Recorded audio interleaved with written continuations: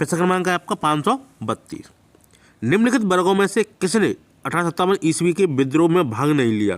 खेतिहर मजदूर, साहूकार, कृषक, जमींदार। तो निम्नलिखित कूटों में से अपना उत्तर चुने। 1 एवं 2, केवल 1, केवल 2, 2 एवं 4। तो 532 प्रश्न आपका क्या कह रहा है कि निम्नलिखित वर्गों में से किसने 1857 ईस्वी के विद्रोह में भाग नहीं लिया था? वह कौन कौन से वर्ग थे जिन्होंने 1857 क्रांति में भाग नहीं लिया था?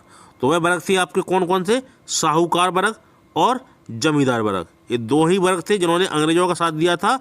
बाकी जो खेतिहर मजदूर और कृषक थे इन्होंने तो खूब भाग लिया था बढ़ चढ़ के किसमें? 1857 की क्रांति में। लेकिन जो हरामी वर्ग था वह कौन सा था? साहूकार और जमींदार। ये नहीं चाहते थे कि 1857 की क्रांति सफल हो और यहाँ से अंग्रेज चले जाएं। तो 532 का ऑप्शन कौन सही है आपका? ऑप्शन नंबर डी, 2 एवं 4। तो वर्ग आपको कौन कौन से थे? साहूकार एवं जमींदार, जिन्होंने अंग्रेजों का साथ दिया, ना कि विद्रोही सैनिकों का। तो 532 का ऑप्शन कौन सही होगा? डी।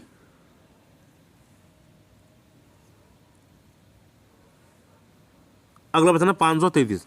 1857 के स्वतंत्रता संग्राम में किस राजवंश ने अंग्रेजों की सर्वाधिक सहायता की? इंदौर के होलकर, ग्वालियर के सिंधिया, नागपुर के भोंसले, रामगढ़ की लोधी।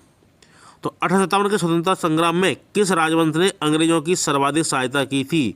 वह कौन था? वह था ग्वालियर का सिंधिया। Option number B. यदि ये अंग्रेजों का साथ नहीं देता तो अंग्रेजों के हाथ से बोरी बिस्तर ही बांधने पड़ते, लेकिन इन्होंने क्या किया? रानी के साथ ना देते हुए अंग्रेजों का साथ दिया था। तो 533 का ऑप्शन कौन सही है? Option number B. अगला प्रश्न है 534।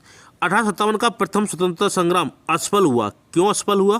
प्राय भारतीय राजाओं ने ब्रिटिश का साथ दिया, भारतीय सिपाहियों में उद्देश्य की एकता की कमी थी, ब्रिटिश सिपाही कहीं अच्छी सज्जित तथा संगठित थे, उपयुक्त सभी। तो 534 का ऑप्शन कौन सही होगा? ऑप्शन नंबर डी, यानी कि जो तीनों ही कारण थे जो भारतीय स्वतंत्रता पहला संग्राम था वह असफल करने के लिए। कौन कौन से? प्राय भारतीय राजाओं ने ब्रिटिश का साथ दिया था, ये बात सही है। बी, भारतीय सिपाहियों में उद्देश्य की एकता की कमी थी, यानी कि इनका कोई नेतृत्वकर्ता नहीं था। डी। सी, ब्रिटिश सिपाही कहीं अच्छी सज्जित तथा संगठित थे भारतीय सैनिकों की अपेक्षा। तो ये तीनों ही कारण थे जिससे क्या हुआ था? 1857 का प्रथम स्वतंत्रता संग्राम असफल हुआ। तो 534 का ऑप्शन कौन सही होगा? डी। अगला प्रश्न है 535। 1857 के विद्रोह के कारणों पर असबाब बगावत हिंद भारतीय भाषा में किसी भारतीय द्वारा लिखी गई पहली पुस्तक थी और इसके रचयिता थे मिर्जा असदुल्ला खां गालिब, सर सैयद अहमद खां, मौलाना अबुल कलाम आज़ाद, सर मोहम्मद इकबाल। तो 535 प्रश्न क्या है? 1857 के विद्रोह के कारणों पर असबाब बगावत हिंद भारतीय भाषा में किसी भारतीय द्वारा लिखी गई पहली पुस्तक थी। वह भारतीय कौन था? वह था sir Syed Ahmad Khan. Option number B. तो 535 का ऑप्शन कौन सही होगा? बी, कि इन्होंने कौन सी पुस्तक लिखी थी? असबाब बगावत हिंद भारतीय भाषा में लिखी थी। कौन सी? असबाब बगावत।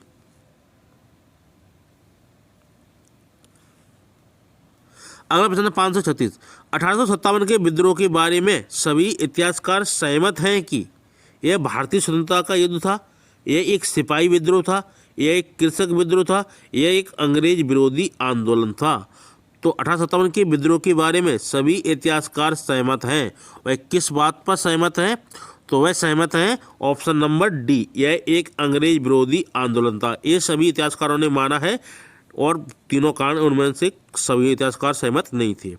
तो 1857 के विद्रोह में सभी इतिहासकार सहमत किस बात से थे? कि यह एक अंग्रेज विरोधी आंदोलन था। तो इसका ऑप्शन कौन सही होगा? डी। अगला प्रश्न है 537। उत्तरी प्रांतों के साथ 1857 के विद्रोह में बंबई और मद्रास क्यों सम्मिलित नहीं हुए? ए, वे सापेक्षिक रूप से अधिग्रहण और जब्ती से मुक्त रहे। बी, रैयतवाड़ी व्यवस्था के कारण उन्हें आवश्यक नेतृत्व प्राप्त नहीं हुआ। सी, उन्हें अधिक उदार और जागरूक प्रशासक मिले थे। डी, वह ब्रिटिश प्रशासन के केंद्र कलकत्ता से बहुत दूरी पर थे। तो वह कौन सा कारण था? जो उत्तरी प्रांतों के साथ 1857 के विद्रोह में बम्बई और मद्रास क्यों सम्मिलित नहीं हुए, यानी कि वह कौन सा कारण था? तो वह कारण था ऑप्शन नंबर ए, वे सापेक्षिक रूप से अधिग्रहण और जब्ती से मुक्त रहे थे। तो यही कारण था कि उत्तरी प्रांतों के साथ 1857 की विद्रोह में बम्बई और मद्रास क्यों सम्मिलित नहीं हुए थे, कि वे सापेक्षिक रूप से अधिग्रहण और जब्ती से मुक्त रहे थे। अब इनका कुछ लिया ही नहीं तो ये क्यों अपनी सैनिकों का युद्ध में ले जाएंगे। तो इसका ऑप्शन कौन सही है? Option number A. अगला प्रश्न 538, 1857 के विद्रोह के विषय में निम्नलिखित कथनों में से कौन सा एक सही नहीं है? ऑप्शन नंबर ए, विद्रोह में भाग लेने वाले विविध तत्व उनकी ब्रिटिश शासन के लिए घृणा के द्वारा एकजुट हुए। बी, इस विद्रोह का हर जगह शिक्षित अभिजन भारतीय द्वारा पूरे हृदय से समर्थन किया गया। सी, विद्रोह में हिंदू मुस्लिम एकता की भूमिका को ब्रिटिश अधिकारियों समेत अनेकों द्वारा माना गया। डी, विद्रोह दक्षिण भारत में नहीं फैला। तो प्रश्न आपका 538 क्या है कि 1857 के विद्रोह के विषय में निम्नलिखित कथनों में से कौन सा एक सही नहीं है? तो कौन सा कथन सही नहीं है? वह नहीं है ऑप्शन नंबर बी, कि इस विद्रोह का हर जगह शिक्षित अभिजन भारतीय द्वारा पूरे हृदय से समर्थन किया गया। ठीक है, तो ये आपका सही नहीं है, बाकी इसमें से सही है। कौन कौन सा? विद्रोह में भाग लेने वाले विविध तत्व उनकी ब्रिटिश शासन के लिए घृणा के द्वारा एकजुट हुए थे। सही बात है, ऑप्शन नंबर सी। विद्रोह में हिंदू मुस्लिम एकता की भूमिका को ब्रिटिश अधिकारियों समेत अनेकों द्वारा माना गया। सही है। डी क्या है? विद्रोह दक्षिण भारत में नहीं फैला था। क्यों नहीं फैला था? क्योंकि वहाँ पे उन्होंने अधिग्रहण वगैरह नहीं किया था। तो इसका ऑप्शन कौन सही होगा? बी, कि इस विद्रोह का हर जगह शिक्षित अभिजन भारतीय द्वारा पूरे हृदय से समर्थन किया गया था। ऐसी बात नहीं थी, ये लोग क्या होते? तटस्थ रहे थे। अगला प्रश्न 539, 1857 ईस्वी के विद्रोह के संदर्भ में निम्नलिखित कथनों में से कौन कथन असत्य है? तो कौन सा कथन आपका असत्य है? ए, अधिकांश भारतीयों ने इसका समर्थन नहीं किया, अधिकांश भारतीय शासकों ने इसमें भाग लिया, बंगाल के जमींदार ब्रिटिश सत्ता के प्रति वफादार बने रहे, यह संपूर्ण भारत को प्रभावित न कर सका। तो प्रश्न आपका क्या 1857 वाला? और 539, 1857 ईस्वी के विद्रोह के समर्थन में निम्नलिखित कथनों में से कौन सा कथन असत्य? वह कथन कौन सा असत्य है? ऑप्शन नंबर बी, कि अधिकांश भारतीय शासकों ने इसमें भाग लिया। ये बात सही है, एक बात गलत है। जो अधिकांश भारतीय शासक थे इन्होंने इसमें भाग नहीं लिया था, तो ये आपका सही हो जाता। इसमें पूछा है गलत कथन है, तो वास्तव में ही गलत है। बाकी तीनों सही है। अधिकांश भारतीयों ने इसका समर्थन नहीं किया। सी, बंगाल के जमींदार ब्रिटिश सत्ता के प्रति वफादार बने रहे थे, यह संपूर्ण भारत को प्रभावित नहीं कर सका। तो ये भी बात आपकी सही है, लेकिन सही कौन सा नहीं है? अधिकांश भारतीय शासकों ने इसमें भाग लिया था। अधिकांश भारतीय शासकों ने भाग नहीं लिया था, तब आपको होता सही। अगला प्रश्न 540, अंग्रेज राजपूत राज्यों में 1857 ईस्वी के विद्रोह को दबाने में सफल रहे। क्यों सफल रहे? शिक्षित मध्यम वर्ग अंग्रेजों का समर्थन कर रहा था, स्थानीय शासकों ने क्रांतिकारियों का साथ नहीं दिया। सी, छावनियों के सैनिक राजपुताना से बाहर के क्रांतिकारियों का नेतृत्व स्वीकारने को तैयार नहीं थे। डी, समाचार क्रांतिकारियों के सही उद्देश्यों को नहीं दर्शा पाए।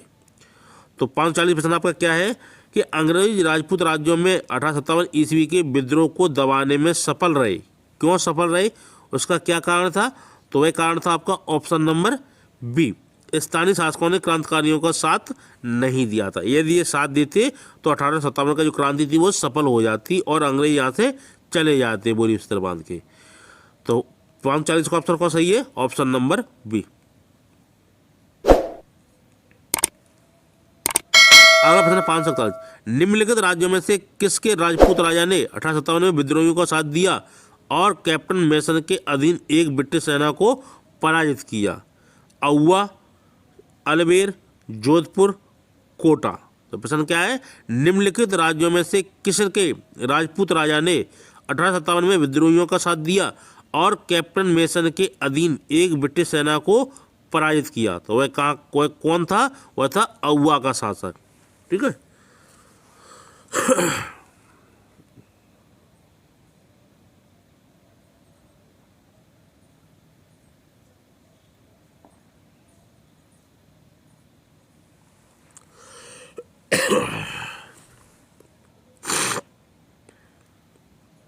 अगला प्रश्न 541, निम्नलिखित राज्यों में से किसके राजपूत राजा ने 1857 में विद्रोहियों का साथ दिया और कैप्टन मेसन के अधीन एक ब्रिटिश सेना को पराजित किया? अहुआ, अल्बेर, जोधपुर, कोटा। तो 541 प्रश्न क्या कह रहा है कि निम्नलिखित राज्यों में से किसके राजपूत राजा ने 1857 में विद्रोहियों का साथ दिया और कैप्टन मेसन के अधीन एक ब्रिटिश सेना को पराजित किया था? तो वह कहाँ का राजपूत शासक था? वह था अहुआ का। कौन थे? कौशल सिंह। इन्होंने विद्रोही सेना का साथ दिया और ब्रिटिश सेना को पराजित भी किया था। और बाकी जो राजपूत राजा थे उन्होंने विद्रोही सैनिकों का साथ नहीं दिया था, वह क्या कहते हैं, अंग्रेजों के ही वफादार बने रहे थे। तो 541 का ऑप्शन कौन सही होगा? Option number A. अहुआ का शासक कौन था? कौशल सिंह, जिसने क्या किया था, विद्रोहियों का साथ भी दिया था और ब्रिटिश सेना को पराजित भी किया था। अगला प्रश्न 542, ठाकुर कौशल सिंह जो 1857 में विद्रोहियों से जुड़ गया और जिसने अंग्रेजी सेना को हरा दिया, कहाँ का प्रमुख था? बीकानेर, जोधपुर, अलवर, अहुआ। तो ठाकुर कौशल सिंह जो 1857 में विद्रोहियों से जुड़ गया और जिसने अंग्रेजी सेना को हरा दिया, कहाँ का प्रमुख था? वह था अहुआ का। Option number D. अगला प्रश्न है 543, 1857 ईस्वी की क्रांति में अंग्रेजों व जोधपुर की संयुक्त सेना को पराजित करने वाला था टोंक का नवाब वजीर खां, तात्या टोपे, महाराजा राम सिंह, अहुआ के ठाकुर कुशल सिंह। तो 1857 ईस्वी की क्रांति में अंग्रेजों व जोधपुर की संयुक्त सेना को पराजित करने वाले था, वह कौन था? अहुआ का ठाकुर कुशल सिंह। ऑप्शन नंबर डी, कुशल सिंह या कौशल सिंह। अगला प्रश्न 544, 1857 के स्वाधीनता संग्राम का प्रतीक था बाज, कमल और रोटी, रूमाल, दो तलवारें। तो 1857 के स्वाधीनता संग्राम का प्रतीक क्या था? कमल और रोटी। Option number B. तो 544 का ऑप्शन कौन सही होगा? बी। अगला प्रश्न है 545, 1857 की क्रांति के बारे में निम्नलिखित में से कौन सा एक अवधारणा सही है? ए, ब्रिटिश इतिहासकारों ने इसे स्वाधीनता का संग्राम कहा है। भारतीय इतिहासकारों ने इसे भारतीय विद्रोह के रूप में वर्णित किया। सी, इसने भारत में ईस्ट इंडिया कंपनी की शासन प्रणाली को मृतप्राय बना दिया। डी, यह क्रांति भारत में प्रशासन तंत्र को सुधारने हेतु की गई। तो 545 प्रश्न क्या कह रहा है आपका कि 1857 की क्रांति के बारे में निम्नलिखित में से कौन सी एक अवधारणा सही है? तो वह कौन सी अवधारणा सही है? वह सही है ऑप्शन नंबर सी। सी क्या है? इसने भारत में ईस्ट इंडिया कंपनी की शासन प्रणाली को मृतप्राय बना दिया। ठीक है, तो 545 का ऑप्शन कौन सही होगा? सी, कि 1857 क्रांति के बारे में निम्नलिखित में से कौन सी अवधारणा सही है कि इसने भारत में ईस्ट इंडिया कंपनी की शासन प्रणाली को मृतप्राय बना दिया और शासन किसका हो गया? क्राउन का, ब्रिटिश क्राउन का। यानी कंपनी का शासन समाप्त हो जाता है और ब्रिटिश क्राउन का शासन चलने लगता है। अगला प्रश्न 546, निम्न में से संताल विद्रोह कब हुआ था? 1844-46, 1831-32, 1851-52 में, 1855-56 या उपरोक्त में से कोई नहीं। तो निम्नलिखित में से संताल विद्रोह कब हुआ था? वह हुआ था आपका 1855-56 ईस्वी में। Option number D. तो संताल विद्रोह कब हुआ था? 55-56 ईस्वी में। तो इसका ऑप्शन कौन सही होगा? डी।